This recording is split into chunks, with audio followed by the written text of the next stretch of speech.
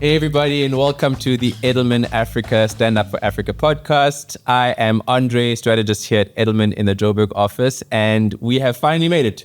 We're very, very excited to be here. What we're going to be doing is we're going to be talking about all things creative, all things communication, and all things Africa. The world is changing, the landscape is changing, and we need to stay ahead. And hopefully with the insights that we're able to provide you, you could do the same. And today I'm joined by two of my colleagues, including my boss. Wandile Cindi is a senior strategist and reputation advisor. How are you doing? I'm all right. How are you doing, Andrei? I'm cool. You feeling nervous? Not really. Yeah. I've done this a couple of times. Oh, really? Yeah, I've been on SABC News. Oh, snap. Okay, so like if you hear a newsreader voice, you know where it's coming from. We also did say like, please give us the chilled 1D, not the client-facing 1D. If That's what you're going to get. You're going to get logic methods today. Oh, snap. Yeah. Okay, cool. If you start breaking out into rap and things like that, then sorry about it. And then we've got Prinolan Govender, creative director at Edelman Africa. What's up? What's up, man? We finally did it. Finally here. Let's get it. Yeah, let's do it. Okay, so what we want to do to start off every episode is a little bit of an ice break.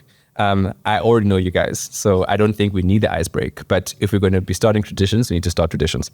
So I've got this little tray here with a bunch of icebreaker questions, and you guys pick one, and we'll find out what it says. Prin, what's yours? If you could instantly master any skill, what would you pick and why? Wow. On some matrix, plug in the USB into your neck business there. I know Kung Fu. I really wish I could sing. I suck at singing. Hit a note there. Let's hear. Hey? Hit a note. Let's I'll hear. leave that to you. It's a quick, It's like, yeah, I think that's the one thing I can't do. Sing. I wish I could sing. So he's got some breakdance skills there. You can't have everything, right? You can dance, can't sing. You can dance? I've never seen you dance. Okay, that is for the next episode of the podcast. Wendy, what's yours? If animals could talk, which animal do you think would be the funniest? I have to say a warthog. Only because I love the Lion King. I don't think it's fair for you to use an anthropomorphized animal that you've seen in a movie. You need to do something else. You need to choose something else. Because yes, Pumbaa's funny. Yeah. Obviously, you'll be funny, but choose something else. I don't know. Maybe I'm gonna stick with the warthog. I'm gonna stick with my guns, Andrei. A warthog it is. Okay, I suppose. Pumbaa was a funny animal. So Yeah. I said, okay, cool. Let me do one as well. Why not? It says here, if your life was a reality TV show, what would it be called? I love this because I have never thought about this in my life. What would I call it? What the ? With Andrei. Because I can't drop F-bombs on a podcast, but it really is. It does sometimes feel as though what the is happening in my life. So that's what it is. So anyways, on today's episode, what we wanted to discuss is, just the state of creativity and creative communications in Africa. As mentioned in the intro, the world is changing, the media landscape is changing, and so is our industry. And we had the Lurie Awards that happened in Cape Town, and you guys were both there. And I know that you guys had some interesting thoughts to share. So just wondering, on your side, really just talking about like what's winning in awards like the Luries and what you're seeing in terms of trends. Prin, take it off. Yeah, I think, first of all, it was interesting going there to see, what's out there, not just Africa, Middle East also. I think the big thing that we saw was it went back to craft and beautifully crafted work. Whereas if you think about the last couple of years, there has been a lot of work that's done in the impact space, like actionable work that actually making an impact on the continent, on the people. I think this year what we saw, as much as there was a lot of beautiful work, we didn't see a lot of work that actually, made an impact on the continent. If you look at Africa as a continent, we have a lot of problems, which actually gives us a lot of opportunity, right? But I think as creatives or creative agencies and the industries, we've kind of failed to solve some of those problems with creativity. And I think if you look at, social media, and there's just so much out there, we have to be, quite smart about how do we actually earn the attention of people by creating this type of work. Yeah. Why do you think that is? Why do you think there's been a shift towards craft after being in conversations about purpose for so long? I think, if you look at, let's take South Africa for an example, the last, let's say 10 years or so, you've seen a lot of work being done to tackle issues like gender-based violence, homophobia, and that type of stuff. And I think, maybe it could be that there's so much work done, but we're not necessarily seeing the needle shift as much. So people are trying to go back into, let's try and do something fun. Let's maybe create a bit more of a positive energy around stuff. But I do still think that we can't ignore, the opportunities that are there for us to solve through creativity. It's a great point. I never actually thought about it that way. And Wendy, what is your assessment? Simple and brilliant ideas. For me, I think I really appreciated the students that entered awards, especially just from a design perspective, from a visual identity perspective. I think that's arguably one of the hardest things to crack. And I think what came across quite nicely was how they were able to take design and make it simple, but make it brilliant as well. There was some really nice visual identity work that was, there was a lot of thought behind it in terms of even like cultural relevance. There was one that looked at, I think it was like Sun City or something, and that they brought that into sort of like the typography and just the look and feel of it. I think for me, that's what stood out. If that's the quality of work that's coming out from the students, I think the future of the industry is quite bright. It's very exciting. It's good to hear that there were some positive things. I'm sure that there's certain things that you wish you had seen more of. I mean, understanding that we are a communications agency, and the Luries still very much leans towards the traditional sort of advertising space. Really, really interesting to find out what you think a role like, an agency like Edelman can do and can show up and do differently to really show up in a space like the Luries. Yeah, I mean, I think like I mentioned earlier, and one of the big kind of standouts was on the Friday night that there wasn't one Grand Prix awarded. Right? Oh, snap. Which I think is a testament to, what we're talking about, that there's so much room for us to grow as an industry on the continent in terms of doing impactful work that will ultimately give you those type of awards, right, and recognition. So I think for us as a communications agency, our work is a lot more focused on earn creative, social by design, right? And that means that we can't and we don't necessarily get, these huge budgets to put something on TV, right? Or on radio. We have to come up with ideas that are smart, that are not obvious, that'll make people think, right? And that's going to start a conversation to go, oh, I didn't actually think about this in this way. And then you want to tell someone else, and then that person tells someone else. So even taking it, yes, maybe we may communicate through the digital and social space, but what it allows us to do by sparking a conversation is that it takes it even out of that with, a strategy or a different omni-channel strategy that allows us to capture this attention through different spaces. And really we don't necessarily tell people what to do. We just give them an idea and almost kind of spark the fire, and then, let the audience, let the community actually decide where do we take this idea and what can we do with it. Yeah, I mean, just thinking about like the difference between, advertising, and South Africa's been known for years, and we talk about, some really, really famous ads and things.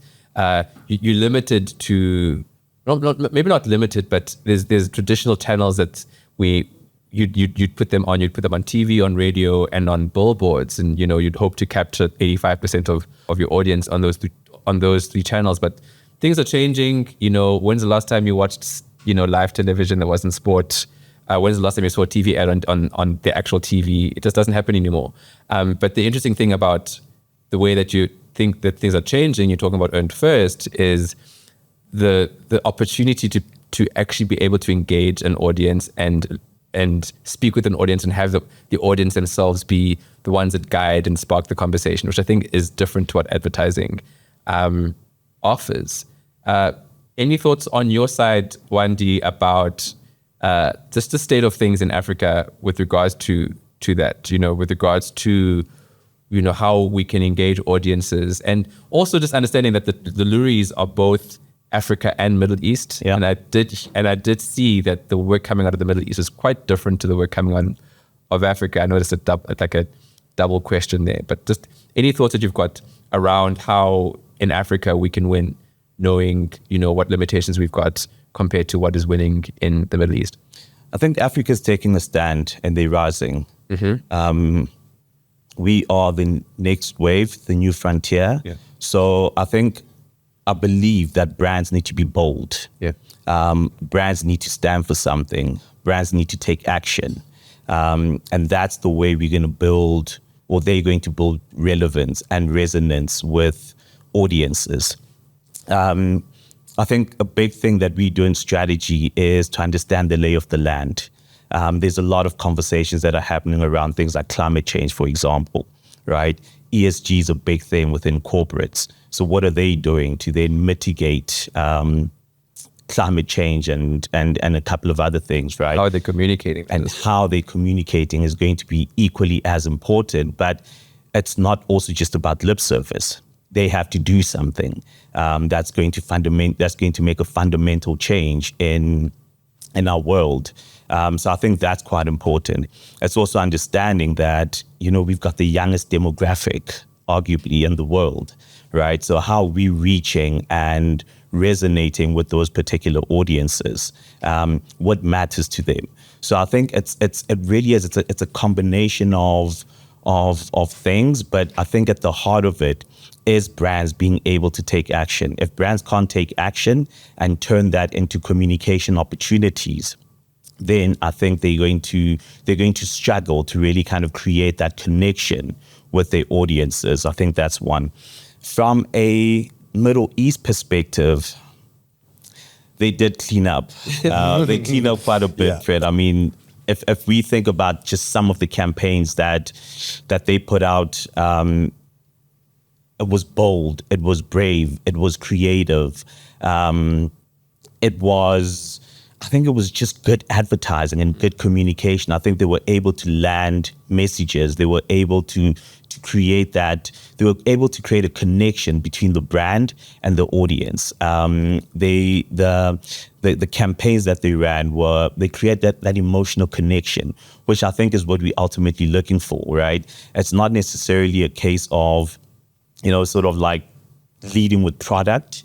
I think they went beyond product to really kind of just emphasize the role of the brand in society. And I think that's why they really showed up and they stood head and shoulders above some of the other agencies from Africa. I think it's actually a very interesting point that you raise of the thing of boldness, because you also just think about where the continent of Africa is versus the Middle East, right? The Middle East is, everything is bigger there. The tallest, the biggest, the deepest, the widest, the largest, and everything is like just sparked by ambition and opportunity. It's huge expert populations, and you can imagine that with, giant projects come huge budgets, which allow them to be really, really bold. But then to your point, Prin, and maybe there's a reason why we're going into craft more, Africa just doesn't have, and South Africa specifically, doesn't really have the benefit of huge budgets that they've got. And so they've got to be a little bit more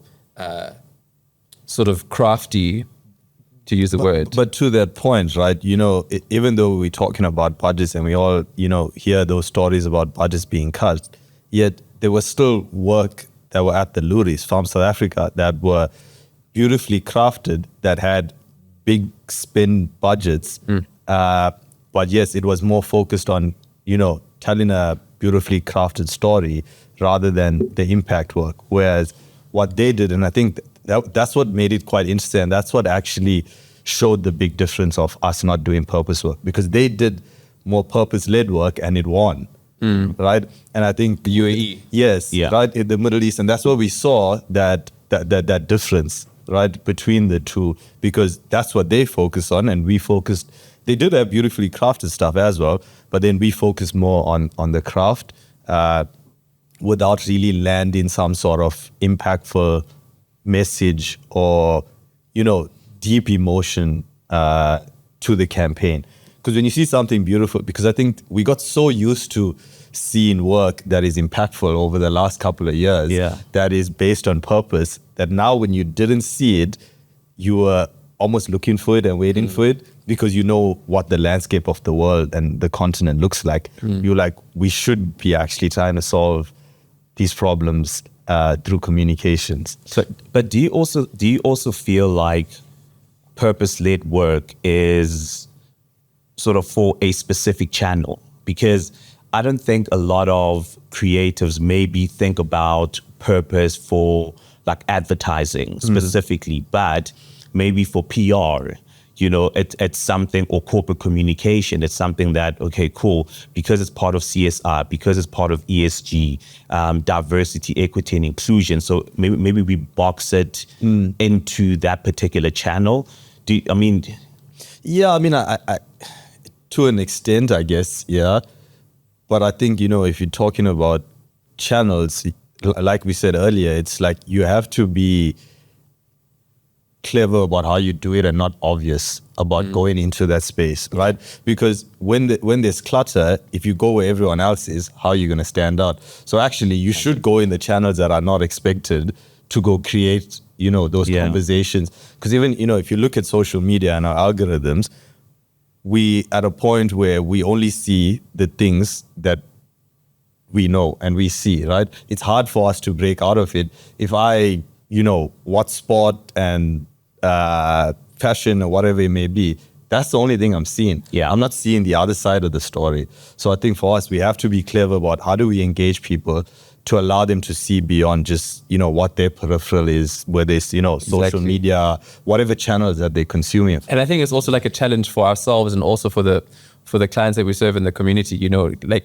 I think audiences, there's a bit of fatigue that's happened, right? Do we talk about algorithms as well? That there's so much confirmation bias that happens on your feed because you're being fed the same things that the algorithm has learned about you, and you don't see anything outside of this bubble, right? So there's a job to be done from a communications perspective to really try to cut through. But then that also presents, once again, a really interesting opportunity, because like we're talking about craft, we're talking about purpose, and we talk about them as though they have to be mutually exclusive, which, I mean, do they, right? I mean, if you think about in South Africa, you know, even globally, 10, 15 years ago, a lot of the types of campaigns that were winning had an element of humor, right? In South Africa, all of the most famous and popular ads had that sort of tongue-in-cheek element to it, and we've gone back to the trend of purpose.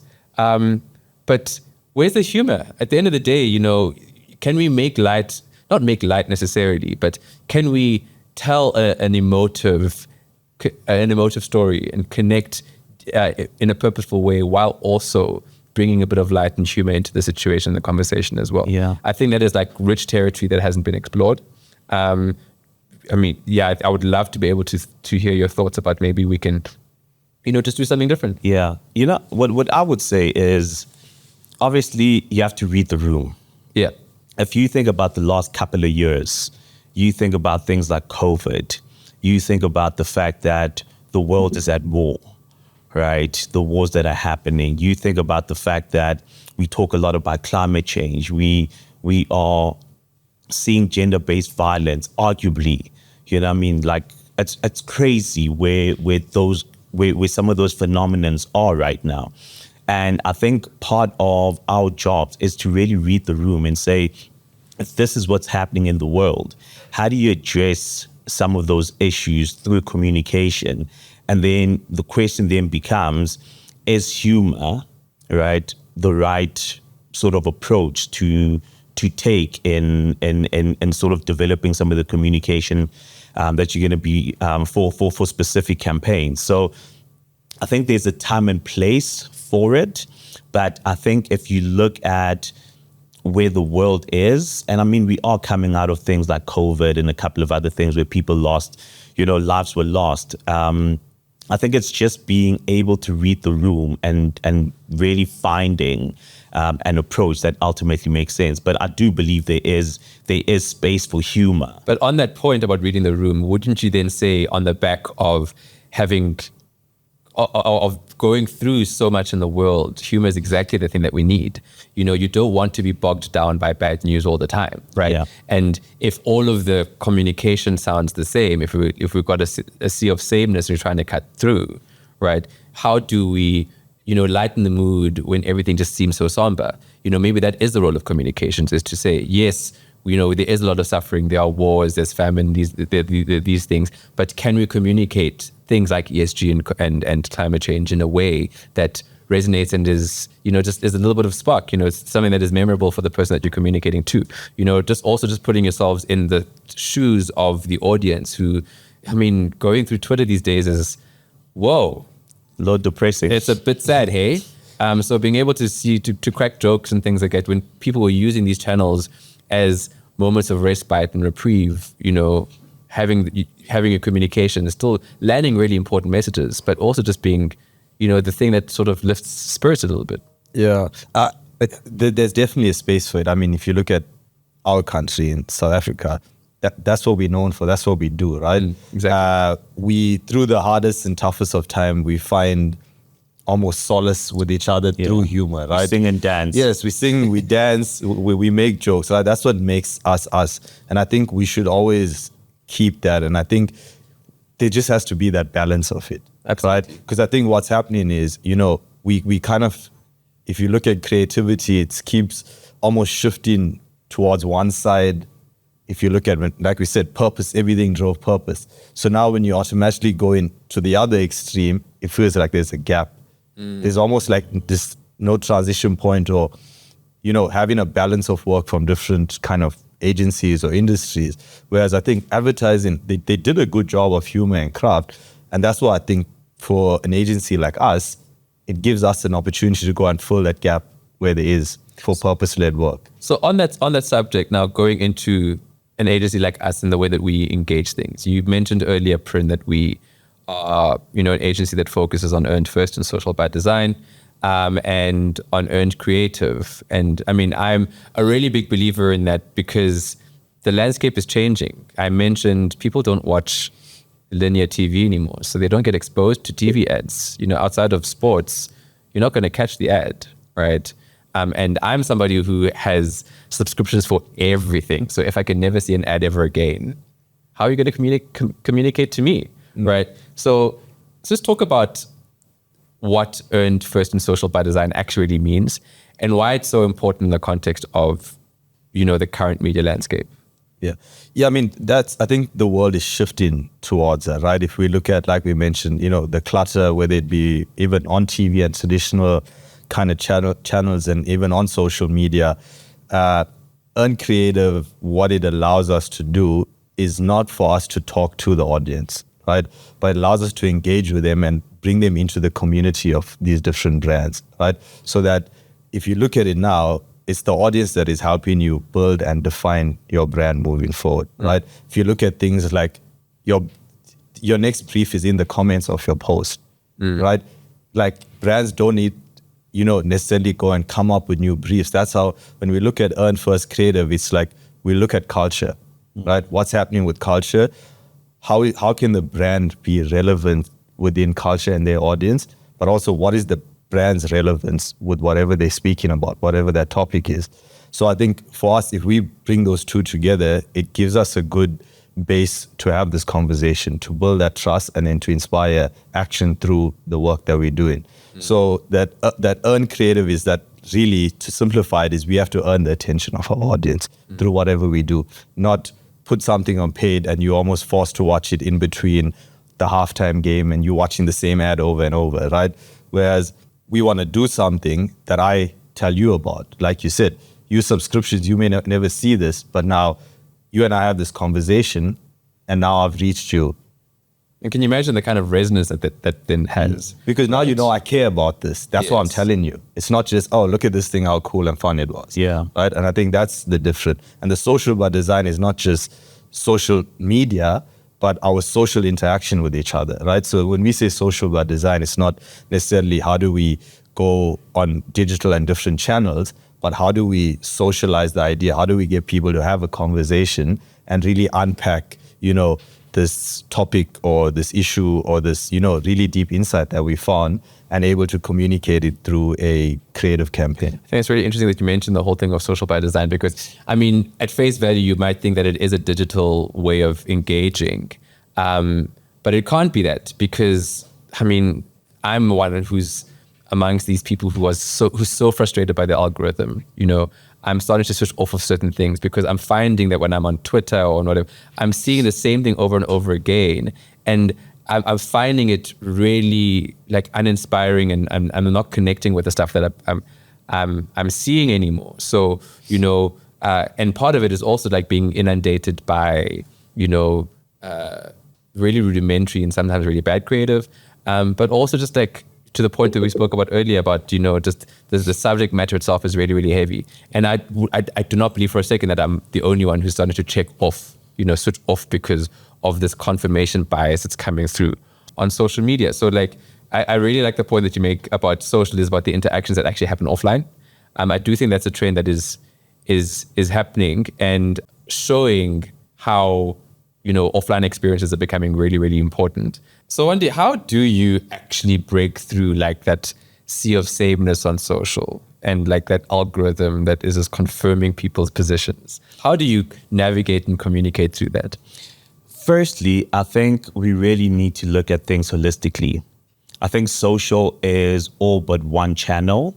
And if I think about my journey just in a day, right, from waking up in the morning and watching the news to getting in my car. Do you still watch the news on TV? I do.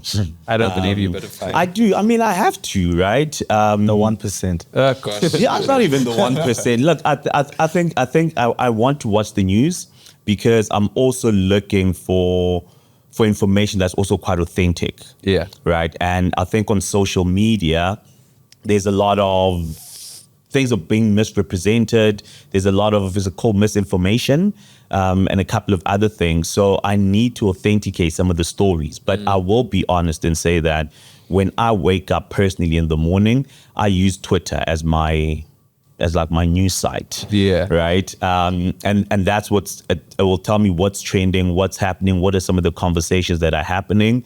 And then I want to authenticate, some of those conversations, and I will go to the news and I'll watch the news, and I might listen to radio on my way to work, and then also just have conversations with other people as well, right? So I think we live in a world where we can't just look at social as sort of like just that channel that we use. I think we need to look at it from an omni-channel strategy perspective. On that subject of omni-channel, what about those who aren't authenticators like you?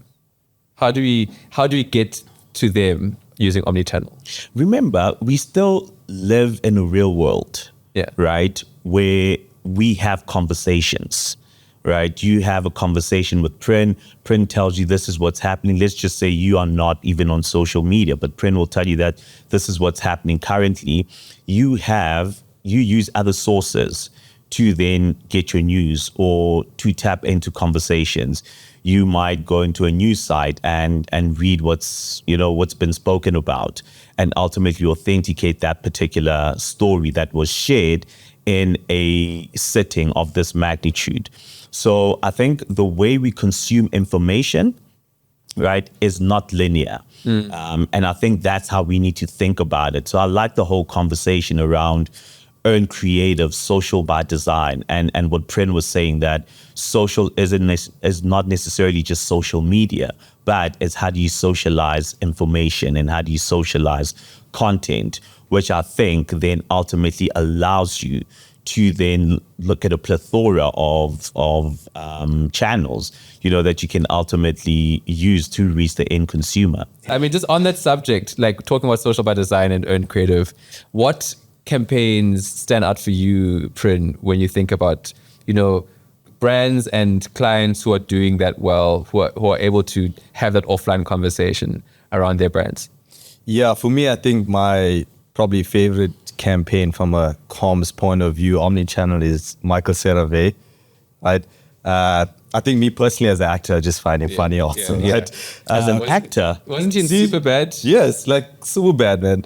Come on. Okay. We need to watch this. I'd have to. Friday movie night at the office, right? I think for me, what that campaign did was they took such a simple message that they needed to communicate as a brand, but did it in such a fun and humorous way that literally got everybody talking, right? Not just the people in America, people around the world, because they took this omni-channel approach. And people in the category. And people in the category, right? Because I think especially in that category, right, where you look at CeraVe, which is a brand that looks quite clinical, for them to kind of get through that clutter, they had to think quite different, right? And like partnering, if you look also like, you know, what's happening in culture, like they found something so interesting, right? His name is Michael Cera. So there was such a nice opportunity that they found, right? But it's also what you do with it. I mean, they created a campaign using so many influences, so many different channels, right? To communicate and get an audience talking by him acting like he was the one who came up with the brand, right? Like the brand is named after him. After all of these years, he finally came out and he's like, I'm the Sarah and Sarah. I'm Sarah and this is my brand, CeraVe, right? And I mean, you think even like you saying like, CeraVe is an actor, like even for him, people who didn't even know him, started knowing him for something that it's not even his. Yeah. Right? You know what's so funny about that is also that the thing about skincare specifically and TikTok is how there's an entire universe of just like skincare talk. And now you've put this comedian in the middle of this very, very established trend or community online, and then let them be the ones to drive this conversation forward, because otherwise it's going to be, you know, talking about the functional. Yeah, and it's also like that category is so aesthetic focused. Yes. Right? And I think what was also so clever, if you think about it, it's more female dominated, right? Yeah. And they went and took someone who is a male and put him in this category, who is the least obvious person you would ever pick. And everything they did was just to land one simple message that is made by dermatologists. Not by this guy. Not by him. Right? It's crazy. But instead of just going out and talking about the product credentials and what, you know, the brand is, they took a whole different route, getting a whole conversation started. So by the time they landed that message, it just came across so clear and it was so clever that we sitting here now and still talking about this campaign like so many months later. So for me, that was, you know, that was a good example of earned creative and social by design, because they really, really tapped into it. They really landed it dope. Yeah. I think for me, my favorite campaign has to be DP World's move to -15. If I think about the strategy behind that, and I'm very biased now, right? But if I think about the strategy behind that, the fact that they had to look at cultural tension of the fact that the world is warming up, right? What is our contribution? So for those that don't know, DP World is a end-to-end logistics company, and they ultimately ship and move products, produce all around the world. And as part of their insight, what they were trying to establish and ascertain is that if they went from, I think they ship containers at about -18. That's right. Yeah. Right? If they reduced the temperature by 3 degrees to -15, if that would make a fundamental difference to the actual produce that's being shipped all around the world. And they found that it won't have an impact on the actual produce, but it will impact, right, global warming and all of that. For me, that was such it's that insight and understanding the world, that the fact that the world is going through climate change and they said to themselves, how can we make a difference with what we do every day and make the world a better place? I personally believe that's where brands should be heading. And you know what's so powerful about that one as well is the fact that, you know, we talk so much about impact and creative and thinking as though those, and craft, and thinking as though those things are mutually exclusive. But DP World is the quintessential B2B brand. Nobody should know what DP World is because it should play such a minimal part in their lives, but they still found a way to impact the entire industry creatively in this true B2B campaign. And I mean we're biased because it was an Edelman campaign, and we won the titanium at Cannes this year as well. But it just goes to show that, you know, earned creative and social by design isn't limited to just consumer brands and consumer. But also, I think campaigns. to your earlier point about us talking about purpose and humor and fun and craft, right? And that they're not mutually exclusive. I think even if you look at the two of us and the two campaigns we spoke about, two quite different campaigns, right? But both still have a place in the world. Yeah, absolutely. Right? And I think that's what's important about it, is that like we shouldn't get too swayed onto one thing too much and then forget about the other one and then go too much our way and like a seesaw, almost trying to find that balance, because yes, we need to use creativity to do purpose and, do our part to try and save the world. But we also need to have some fun and like wash our faces and like, wash our faces and, talk about stuff in a fun way and work with like fun people also. So I think that's, for us also. And I guess that's why it's good you have a strategist to come talk about the corporate stuff and the creative guy talking about the fun stuff. Hey, listen, I can talk about the creative stuff too. We're almost at time. So I think what I'm going to do is I'm going to ask you guys a closing question. We are in Africa, and our whole mission here in the Africa office for Edelman is to show that Africa can lead. So, Prinolan, tell me, what is one stereotype about African creativity that you wish you could dispel once and for all? I think the thing is that we have so much of opportunity, like I mentioned earlier. I think, sometimes it almost feels like we waiting for someone to save us or for people to show us the way that we can't be industry leaders, right? As creatives, as, people that work in the industry, not just creatives, everyone that plays a part in the industry. But I think for me is everything we've spoken about shows the fact that we have the opportunity, we have the people, we have the skills. It's just about us trying to find that balance and, work together to solve these problems for ourselves. I think we can do it. And I think, we see the creativity out there, we see the thinking, we see, the creatives, the people out there who can do it, who've done it in the past. Exactly. I think we need to just, get that passion back for ourselves and come together and, do great work again. That's dope. Wandi, you have got a much more academic question, a much more existential question. Yeah. The question I've got for you is, if creativity in Africa was a meal, what would be the main ingredient and what makes the secret sauce? I would say Wagyu steak. Wagyu steak is It's the main ingredient. the main ingredient to African creativity. My issue is that muhodu cannot just be called traditional food. There's cows all around the world, but here in South Africa, we reduce muhodu to being traditional food. I think that needs to stop, right? I think we also need to enjoy the fine dining experience as well. You know what I mean? I think we're right up there with the best in the world, right? And as a result, I believe we should be eating the finest. So for me, that would be the main ingredient.